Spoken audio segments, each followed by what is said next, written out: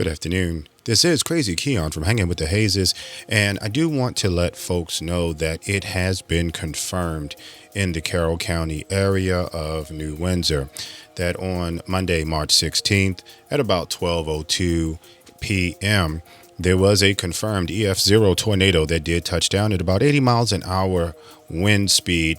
The path length was about 1 mile and a half or so, give or take.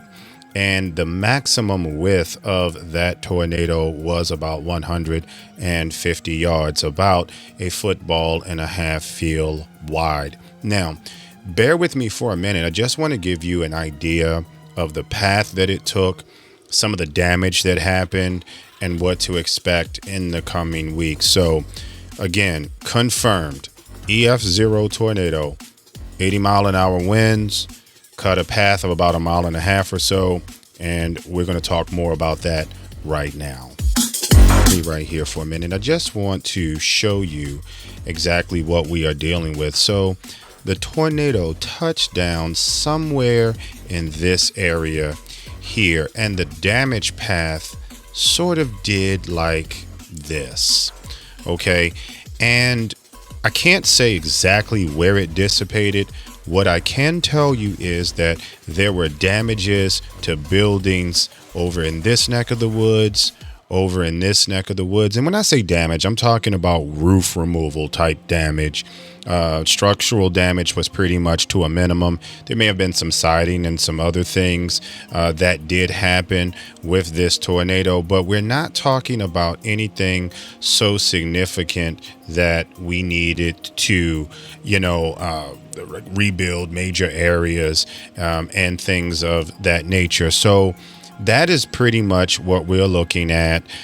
In fact, I do believe that there was a building somewhere in here that they are saying potentially was a roof collapse. But other than that, the damage was minimal. And I don't think that we need to worry about too much in that area as far as infrastructure. I do believe BG&E and all the other utility companies finally got things back in order for the most part. So that is what we are looking at as far as damage to that particular area. So now the question now becomes, like, where do we go from here now that we have this information? Well, very simple.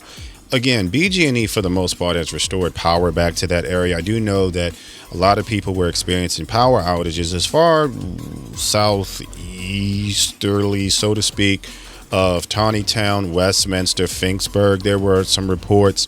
There were even some reports even in southern Carroll County, closer to the 26 neck of the woods, closer to Woodbine. And there, I can't confirm all of those. What I can tell you is that a lot of the people in that area, based on the Facebook groups and other things that I've seen, the power has been restored. There was some interruption in maybe some power as far southeast, so to speak, like in the Randallstown. But somebody out there from that neck of the woods can confirm whether that's true. I don't know. What I can say is Baltimore City saw minimal, at least in West Baltimore, Pikesville, Mount Washington neck of the woods. There was not much rumbling at all. I did look at the creek coming down Cross Country Boulevard, and what I can tell you about that is that the level was up maybe about a foot or so, but that is about as much damage as they saw there. I do believe the Eastern Shore, White Marsh, and that neck of the woods might have seen a little bit more boom, but fortunately for us, we dodged the bullet. I want to talk about, so there was talk about chasing this storm out of Leesburg, Virginia, and Leesburg, Virginia is down here, okay? And I am very confident that this is the case because when you look at Leesburg, Virginia, and where it sits off of 70 and 270, this storm would have tracked, just as we said, something very similar to this. Maybe a little bit farther to the northwest, but, give or take about that. So let's redraw this line, and we'll start here at Leesburg. And I believe it kind of did something like that, actually. Here on I-70, there was a photo of where somebody saw the funnel cloud, which I will post in just a second, because if that funnel cloud indeed was accurate where that location is, right outside of 27 in Damascus, then this technically could have been confirmed on Tuesday. But nevertheless, I do believe that the funnel cloud that they saw over I-70 on Monday about 11:45 was the tornado and funnel cloud that touched down in New Windsor. So we do have visual confirmation of that funnel cloud, with the exception of those areas over in Frederick County, Carroll County. We dodged a major one. So remember, always stay prepared, keep bottled water close by. And for my campers out there, those who are camping up and down the East Coast, tornado season for us has started way early, and it's starting to be a little bit more intense. Make sure you know where your safe places are.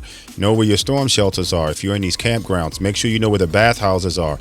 Typically, they are reinforced because of these type of conditions. The farther south you go, they are marked. However, above 64, they might not be. So know where they are. Make sure you have your weather radios. Keep your phones charged if they tell you that storms are brewing, and keep your awnings in, because you do not want flying debris. And yes, paying for an awning is one thing, but having that joker go through somebody else's unit is on you. So be careful, be safe. Y'all happy camping. And again, confirmed tornado, Carroll County, New Windsor neck of the wood, EF0 at minimum on the Fujita scale.